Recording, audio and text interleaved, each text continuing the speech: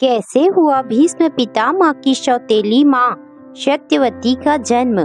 भीष्म पितामह के पिता शांतनु सत्यवती की सुंदरता पर मोहित हो गए थे, लेकिन सत्यवती के पिता ने शांतनु से उसके विवाह से पहले यह शर्त रखी थी कि सत्यवती के द्वारा उत्पन्न पुत्र ही आगे चलकर राजा बनेगा। ऐसे में शांतनु और सत्यवती के विवाह में कोई अड़चन न आए, इसीलिए भीष्म द्वारा जीवन भर विवाह न करने की प्रतिज्ञा ली गई। महाभारत में ऐसी कई कथाएं हैं जो व्यक्ति को चकित कर सकती हैं। आज हम आपको राजा शांतनु की दूसरी पत्नी यानी सत्यवती के जन्म की कथा बताने जा रहे हैं, जो बड़ी ही रोचक हैं।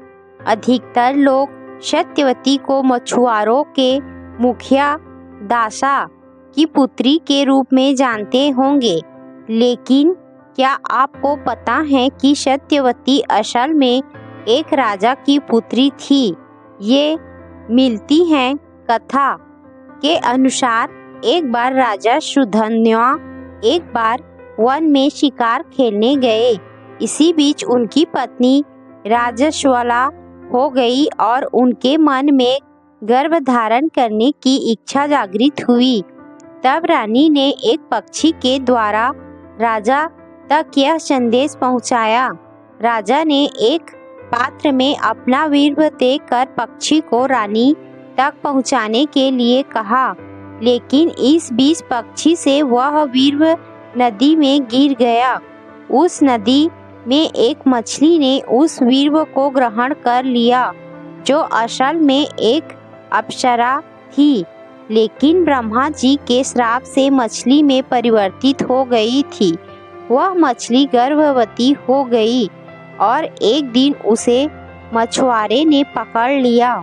विशाल होने के कारण वह मछली को राजा सुधन्वा के दरबार में ले गया।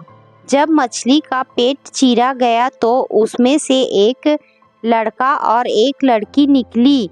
राजा ने लड़के को अपने पास रख लिया था और लड़की को मछुआरे को सौंप दिया। ऋषि पराशर ने दिया वरदान।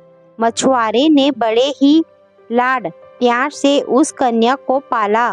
जैसे जैसे वह बड़ी होती गई, वैसे वैसे ही बहुत खूबसूरत भी होती रही।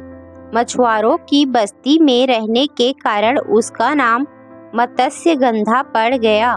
आगे चलकर ऋषि पराशर ने मत्स्यगंधा को यह वरदान दिया था, उसके शरीर से एक उत्तम सुगंध निकलेगी, जिससे वह सत्यवती कहलाई।